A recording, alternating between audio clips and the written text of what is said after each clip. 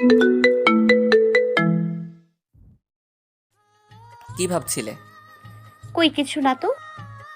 তো না খেয়ে চলে আসলে কেন? আপনার জ্বালায় খেতে পারলাম কই। ও আচ্ছা, এই ব্যাপার। তাহলে এখন এসো, খেয়ে নিবে। খাবো না। কেন? খিদে নেই। সেটা তোমার মুখ দেখে বোঝা যাচ্ছে। সো চলো, খাবে। বললাম না খাবো না। রিয়ান মুচকি হেসে পড়ল। তুমি হয়তো ভালো করেই জানো রাগলে আমি তোমার সাথে কি কি করতে পারি। সো যা বলছি চুপচাপ তাই করো, রাগিও না আমায়। ঈশা একটা শুকনো ঢোক গিলে বিছানায় গিয়ে বসল এবং খেতে নিলে রিয়ান হাত ধরে আটকালো। আমি খাইয়ে দিব। কিন্তু আবার? ঈশা ভয় আর কিচ্ছু বলল না। রিয়ান হাত ধুয়ে এসে পরম যত্নে খাইয়ে দিতে লাগলো যেন ঈশা ছোট্ট বাচ্চা। খাওয়া শেষে রিয়ান নিচে রুমাল দিয়ে ঈশার মুখ মুছে দিল। ঈশা মুগ্ধ নয়নে রিয়ানকে দেখছে। রিয়ান সার্ভেন্টকে ডেকে প্লেট নিয়ে যেতে বলল। ঈশাও বেরিয়ে গেল এবং রিয়ানের মায়ের সাথে গিয়ে গল্প করতে লাগলো। আর রিয়ান রুমে বসে ঈশার ফোন চেক করছে এবং ডেভিল স্মাইল দিচ্ছে। ঈশা এক্কেবারে লাঞ্চ সেরে রুমে আসলো। রুমে এসে দেখে রিয়ান রুমে নেই। তাই ঈশা নিশ্চিন্তে শুয়ে শুয়ে ফোন টিপতে থাকলো। হঠাৎ একটা জিনিস দেখে ঈশা অনেকটাই রেগে গেল। তখনই রিয়ান রুমে ঢুকলো আর ঈশাও রিয়ানের দিকে অগ্নিদৃষ্টি নিক্ষেপ করলো। কি হলো? এইভাবে তাকিয়ে আছো কেন? ঈশা রিয়ানের সামনে গিয়ে ফোন দেখিয়ে বলল। এগুলো কি? কোনগুলো? চোখে দেখেন না, অন্ধ নাকি আপনি?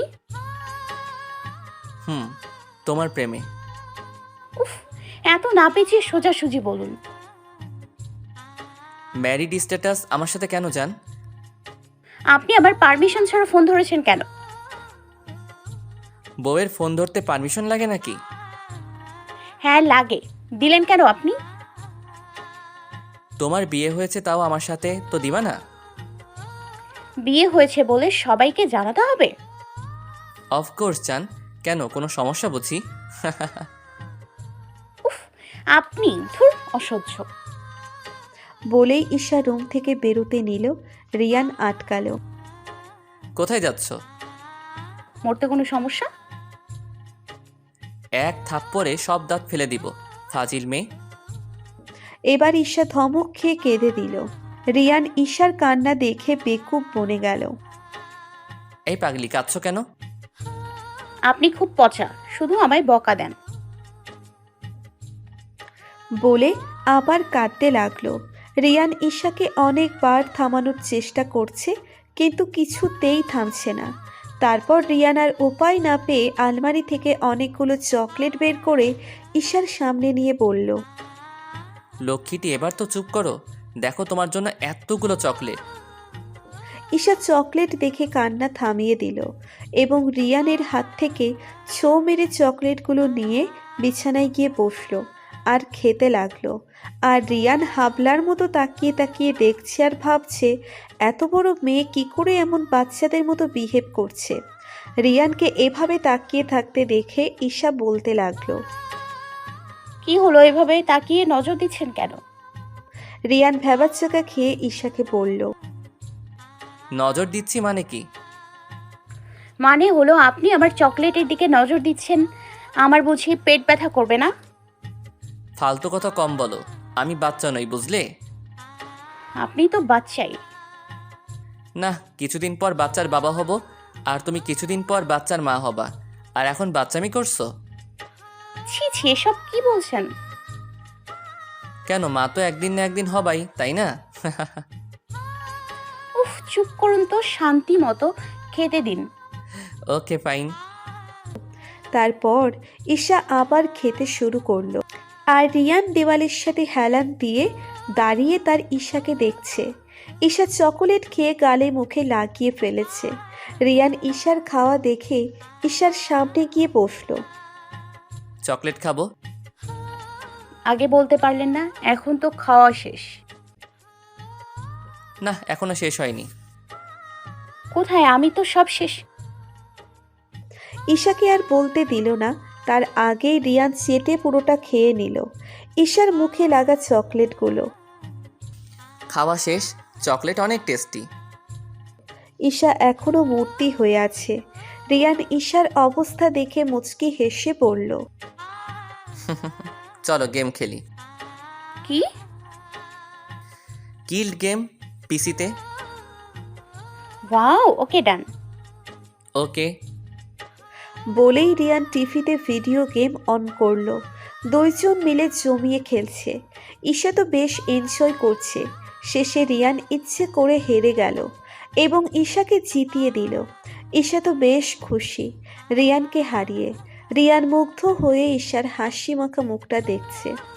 সে তো চেয়েছিল ঈশাকে খুশি করতে। রিয়ান আর ঈশার হাসির আওয়াজ রিয়ানের মা বাবার কানেও গেল। শুনেছ, ছেলে মেয়ে দুজন কত খুশি। শুনছি। আমার আর ওদের নিয়ে চিন্তা নেই। ঈশাও মানিয়ে নিতে পারছে খুব সহজেই। ছেলেটা মেয়েটাকে টাইম দিচ্ছে। ঠিক বলেছ। দুজনের জন্যই। সন্ধ্যা পর্যন্ত দুইজন মিলে খেলল। ডিনারের পর ডিনার সেরে ঈশার রুমে এসে দেখল রিয়ান ঘুমিয়ে আছে। এতে ঈশা স্বস্তির নিঃশ্বাস ফেলল এবং বিছানার একপাশে গিয়ে শুয়ে পড়ল লাইট অফ করে। যখনই চোখ বন্ধ করলো তখনই রিয়ান ঈশাকে জড়িয়ে ধরল। আরে হচ্ছেটা কি? আপনার জন্য কি শান্তিতে ঘুমোতেও পারবো না? তোমাকে জেগে থাকতে বলেছি নাকি আমি? ঘুমাও। এভাবে জড়িয়ে ধরলে ঘুমাবো কি করে? এইভাবেই এখন ঘুমাও। বলেই রিয়ান ঘুমিয়ে পড়ল। ঈশা বিরক্তি ফিল করলেও কিছুক্ষণের মধ্যে ঘুমিয়ে পড়ল। সকালে ঈশা ঘুম থেকে উঠে নিজেকে আবিষ্কার করল রিয়ানের বুকে। রিয়ানের দিকে তাকিয়ে দেখল রিয়ান এখনও ঘুমোচ্ছে। আজ ঈশা রিয়ানকে ভালোভাবে দেখছে। মানুষটাকে আগে ভালো করে খেয়াল করিনি। কি নিষ্পাপ কিউট কিউট চেহারা, মনে হচ্ছে কোনো হিরো। ফেসের কাটিংটাই অন্যরকম, ছোট ছোট চোখ, কি কিউট। ভেবেই ঈশা ভালো করে পর্যবেক্ষণ করছে রিয়ানকে। ঈশা আলতো করে রিয়ানের গালে হাত রাখল। ঘুমের সুযোগ নিয়ে আদর করা হচ্ছে বুঝি? ঈশা অবাক হয়ে বলল, আপনি জেগে আছেন? তোমার এই নরম হাতের ছোঁয়ায় ঘুম ভেঙে গেল জান। ঈশা খেয়াল করলো তার হাত এখনো রিয়ানের গালে। হাত সরাতে নিলে রিয়ান ধরে আবার নিজের গালে রাখলো। এই তুমি এত ছটফট করো কেন বলো তো? আমার অস্বস্তি লাগে, ছাড়ুন। ওকে ছেড়ে দিলাম। এখন তাড়াতাড়ি ফ্রেশ হয়ে রেডি হয়ে নাও। কেন? আমার শ্বশুরবাড়ি যাব তাই। শ্বশুরবাড়ি? মা আমার বাসায়। হ্যাঁ এখন তো উঠো, না আরও রোমান্স করার ইচ্ছা? ঈশা রিয়ানকে ধাক্কা মেরে ওয়াশরুমে চলে গেল আর রিয়ান শুয়ে শুয়ে হাসতে হাসতে লাগলো। কিছুক্ষণ পর উঠে গোছগাছ করে নিল। ততক্ষণে ঈশা ওয়াশরুম থেকে বেরিয়ে আসলো। গোছগাছ সব রেডি দেখে ঈশা তো অবাক। এইটুকু সময়ে কি করে এত গোছগাছ করলেন? আমার অভ্যাস আছে, দেশের বাইরে অনেক সময় ইমার্জেন্সি যেতে হয়, সেই থেকেই অভ্যাস হয়ে গেছে। ওকে, আপনি ফ্রেশ হয়ে নিন, আমি বাকিটা দেখছি। ওকে। বলেই রিয়ান চলে গেল ফ্রেশ হতে আর ঈশা ততক্ষণে রেডি হয়ে নিল। কিছুক্ষণের মধ্যে রিয়ান ফ্রেশ হয়ে চলে আসলো। তারপর রেডি হয়ে একসাথে নিচে নামলো। রিয়ান এবং ঈশাকে রেডি হতে দেখে রিয়ানের মা বলল, কি সকাল সকাল কোথায় যাওয়া হচ্ছে শুনি? আসলে মা, ঈশা তার মা বাবার জন্য মন খারাপ করেছিল, তাই ভাবলাম 2 দিন থেকে আসি। বলেই সবাই মিলে খাবার টেবিলে বসলো। রিয়ানের বাবা আসলে খাওয়া শুরু করলো। রিয়ানের বাবা জিজ্ঞেস করলো, রিয়ানও খুলে বলে। আচ্ছা তাহলে যাও। তারপর ঈশা এবং রিয়ান খেয়ে নিল আর যাওয়ার জন্য প্রস্তুত হলো। তোকে ছাড়া একা কি করে থাকি মা? ও মা, 2 দিনই তো। মিস করবো তোকে। আর সাবধানে যাবি কেমন? ওকে মা, তুমিও সাবধানে থেকো। আর রিয়ান সাবধানে ড্রাইভ করবি। ওহ মা, আমি আজ নতুন ড্রাইভ করছি না। যাই হোক, সাবধানে যা। বাই। বাই মা। রিয়ানের মাকে বিদায় জানিয়ে রিয়ান এবং ঈশা গাড়িতে উঠে বসে। রিয়ান ড্রাইভিং সিটে এবং ঈশা পাশের সিটে। রিয়ান ড্রাইভ করছে আর ঈশাকে আর চোখে দেখছে। ঈশা এক ধ্যানে বাইরে তাকিয়ে আছে। ঈশা চকোলেট কালারের একটা শাড়ি পরেছে। ঈশাকে খুবই সুন্দর লাগছে। একটা কথা বলি, হ্যাঁ বলে ফেলুন। তোমাকে না আমার খেয়ে ফেলতে ইচ্ছে করছে। ঈশা জানালা থেকে মুখ ফিরিয়ে রিয়ানের দিকে অবাক হয়ে তাকিয়ে বলল, মানে? তোমাকে খেয়ে ফেলতে ইচ্ছে করছে। আমি কোনো খাবার না, ওকে? আমার কাছে তো তোমায় চকলেট মনে হচ্ছে। বাজে কথা না বলে চুপচাপ ড্রাইভ করুন। রিয়ান মুচকি হেসে ড্রাইভিংয়ে মন দিল। তারপর আর কোনো কথা হলো না দুজনের মাঝে। আরও কিছুক্ষণের মধ্যেই ঈশা আর রিয়ান ঈশাদের বাসায় পৌঁছে গেল। ঈশা তো রিয়ানকে ছেড়েই এক দৌড়ে দরজার সামনে গিয়ে দাঁড়ালো এবং বেল বাজালো। এই সময় আবার কে এলো? ঈশার বাবা, দেখুন তো কে এসেছে। আমি রান্না ছেড়ে আসতে পারছি না। আচ্ছা, যাচ্ছি। বলেই ঈশার বাবা গিয়ে দরজা খুলে দিল এবং ঈশাকে দেখে তো অবাক। ঈশা বাবা বলে জড়িয়ে ধরল। মা, তুই এসেছিস? হ্যাঁ বাবা। তুই একা কেন? রিয়ান কোথায়? এই তো বাবা। ইলিয়াস সাহেব পিছে তাকিয়ে দেখলেন রিয়ান দাঁড়িয়ে আছে আর তার পাশে কিছু বডিগার্ড হাতে গিফট নিয়ে দাঁড়িয়ে আছে। কে এসেছে? নিজে এসে দেখে যাও কে এসেছে।